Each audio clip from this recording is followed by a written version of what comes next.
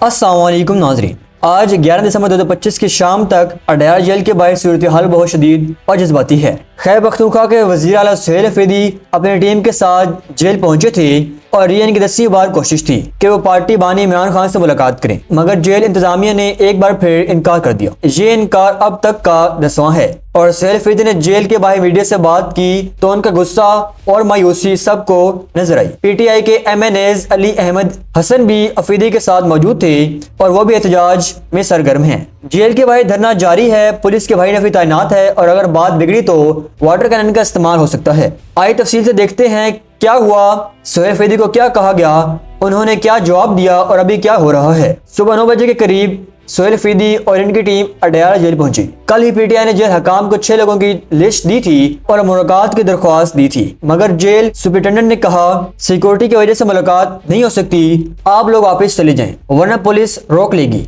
ये बात डहगाल check post पर हुई जहां पुलिस ने इनकी गाड़ियां रोक दी। अली अहमद हसन ने भी जेल वालों से बात की और कहा यह गलत सलूक है, सूबे का वज़ीर आला भी मुलाकात नहीं कर सकता, मगर इनकार वही रहा। ये 10वीं बार नाकामी है जो मई 2023 से चल रही है और हर बार अदालत ने मुलाकात का हुक्म दिया मगर जेल वालों ने नहीं मानी। सुहेल अफरीदी ने जेल के बाहर मीडिया से बात की तो उनका गुस्सा और मायूसी साफ दिखाई दी। उन्होंने कहा मैं 9 बार आया, हर बार इनकार हुआ, आज 10वीं बार भी यही हुआ। ये कोई पाकिस्तान का बाप नहीं, हमारा पाकिस्तान है, वो हमें बताएंगे कि कहाँ बैठे और कहाँ ना बैठे।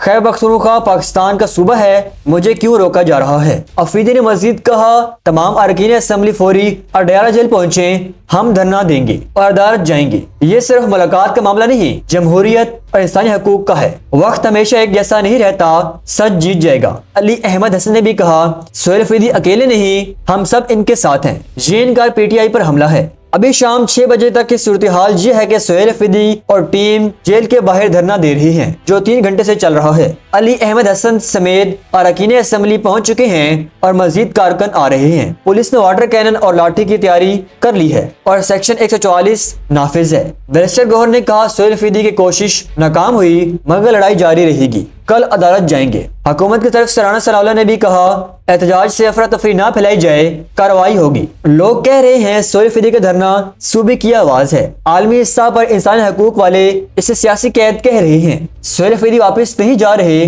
बल्कि धरना जारी रखने का ऐलान कर चुके हैं। उन्होंने कहा अगर मुलाकात ना हुई तो कल दोबारा आएंगे और सूबाई सतह पर एहतजाज बढ़ाएंगे। अली अहमद हसन ने भी कहा हम सब तैयार हैं, मज़ाहमत जारी रहेगी। कल यानी 12 दिसंबर को अदालत में पेटिशन दायर हो सकती है और अगर धरना बढ़ा तो पुलिस कार्रवाई का खतरा है। ये सूरत हाल तेजी से बदल रही है। ताज़ा खबर के लिए हमारे साथ रहिए। क्या आप समझते हैं कि यह मुलाकात हो पाएगी? अपनी राय कमेंट्स में जरूर दें।